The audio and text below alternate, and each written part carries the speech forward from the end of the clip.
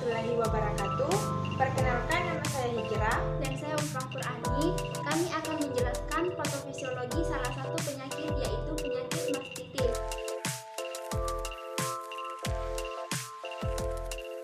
Jadi, mastitis ini yaitu kondisi di mana payudara wanita mengalami infeksi atau pembengkakan.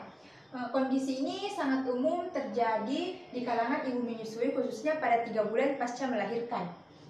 Kondisi ini dapat terasa sangat menyakitkan dan tidak nyaman, namun jarang menjadi parah.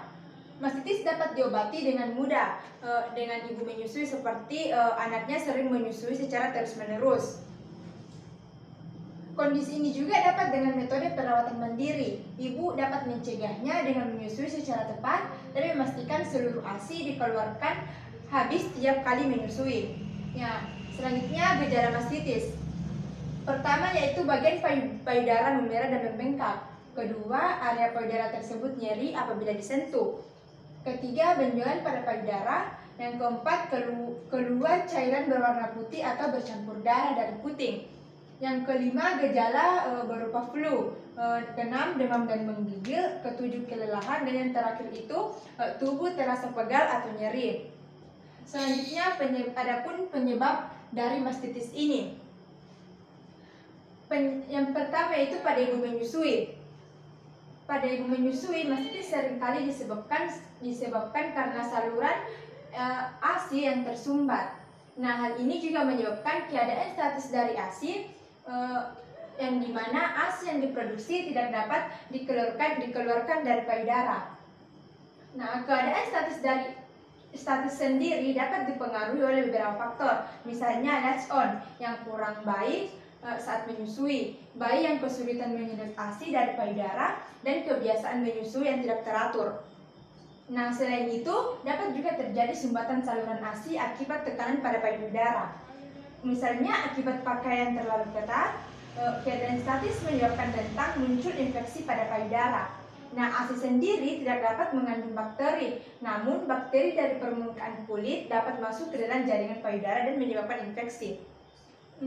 Nah, penyakit mastitis ini tidak hanya dialami oleh para ibu menyusui, tetapi dapat juga terjadi pada wanita yang tidak menyusui, yang dimana mastitis sering kali ditemukan pada wanita perokok yang berusia 20-an akhir hingga awal 30-an. Keadaan ini dinamakan mastitis periduktal dan dipercaya disebabkan sebagai kerusakan duktus akibat merokok. Mastitis juga bisa terjadi setelah melakukan tindik pada puting, terutama jika tidak dilakukan oleh tenaga profesional. Adapun patofisiologi dari penyakit mastitis ini yaitu ketika ductus lactiferus, kelobuk sekresi, dan puting yang retak ke kelenjar limfe akan mengakibatkan respon inflamasi dan kerusakan jaringan yang mempermudah terjadinya infeksi itu sendiri. Nah, kemudian dari sini akan memicu terjadinya respon imun.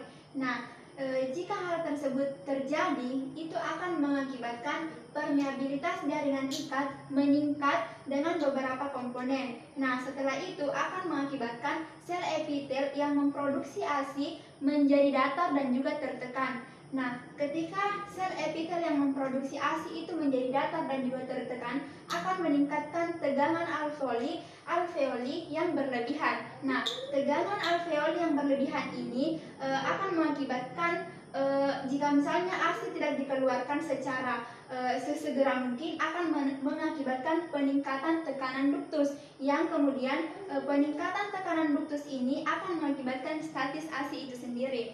Nah, kemudian bagaimana pencegahan mastitis? Yang pertama adalah rutin memompa ASI. Jadi dengan rutin memompa ASI ini merupakan cara yang paling sederhana, namun sangat penting dilakukan untuk menghindari penyakit mastitis. Nah, yang kedua adalah melakukan pijatan pada payudara. Ibu menyusui disarankan terlebih dahulu melakukan pijatan pada payudara ketika ingin menyusui anaknya untuk mencegah atau untuk mengurangi peradangan akibat penumpukan ASI. Dan yang ketiga adalah menyusui dengan seimbang. Maksudnya di sini ibu menyusui bayinya itu menyeimbangkan antara yang kanan dan juga yang kiri. Dan yang keempat adalah kosongkan payudara secara maksimal saat menyusui. Yang keempat adalah menghindari pemakaian baju yang terlalu ketat. Dan yang keenam adalah menjalani pola hidup sehat. Nah, adapun bagaimana mengenai diagnosis mastitis ini. Nah, jadi dokter mendiagnosis mastitis itu melalui gejala dan juga pemeriksaan. Bisa melalui tes darah, analisis ASI, atau sampel bakteri dari mulut bayi. Mungkin juga akan dilakukan tergantung dengan kebutuhan. Nah, bentuk kanker payudara yang langka seperti kanker payudara yang meradang juga bisa menyebabkan merah dan pembengkakan yang seringkali disalahartikan sebagai mastitis. Dan dokter mungkin menyarankan tes mamografi payudara. Jika tanda dan gejala membandel bahkan setelah melewati semua tahap antibiotik, perlu dilakukan biopsi untuk memastikan apakah betul-betul mengidap penyakit mastitis ini atau mengidap kanker payudara tersebut.